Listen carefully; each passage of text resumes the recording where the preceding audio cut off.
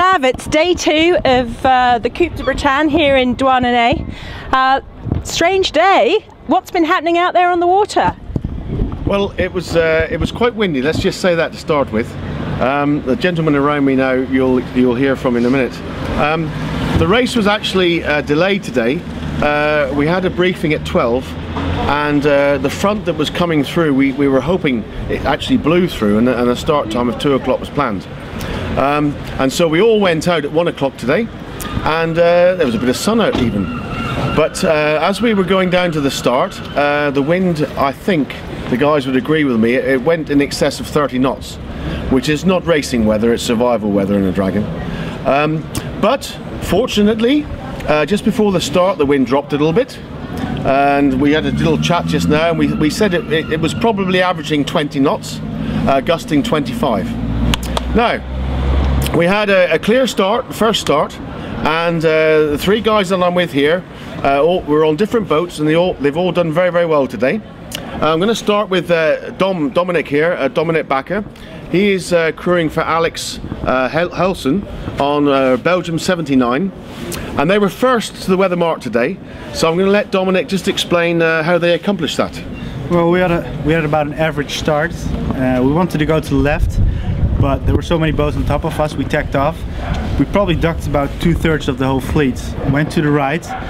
We had a knock about 10 degrees, so tacked back towards the fleet. And then, well, the wind started to lift and lift and lift even more. So I was like, okay guys, this is going very well.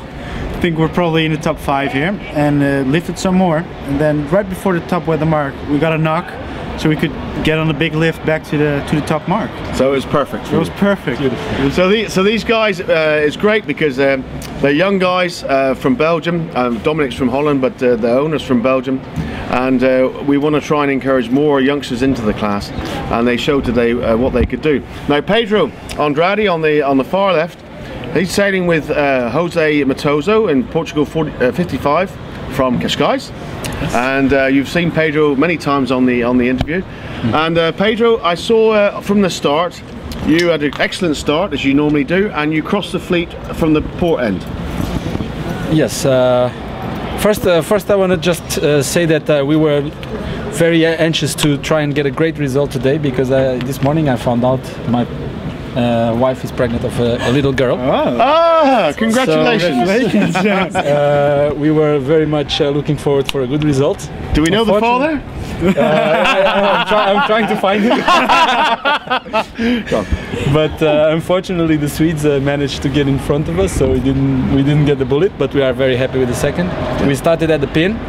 We had a really good start because we managed to keep high, and when we had a little knock we could put a tack.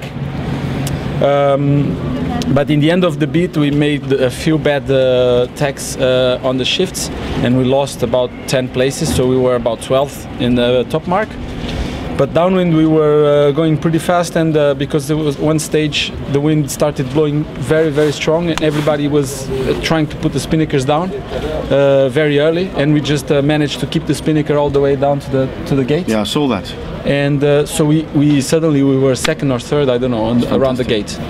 So in the second beat we played the left, because the left paid so much on the first beat, so we played the left, and actually we were just about to cross Marcus Brennecke and Palson, the Swedes, but they managed to be fast to the mark, and we had to dip them.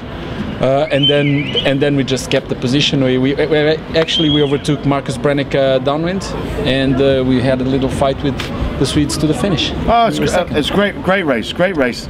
And I'm delighted now to introduce Martin Palson.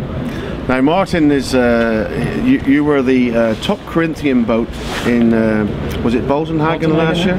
Yeah. And at the Gold Cup. No, not Graham Bailey was at the Gold Cup, right. But don't get ahead of yourself.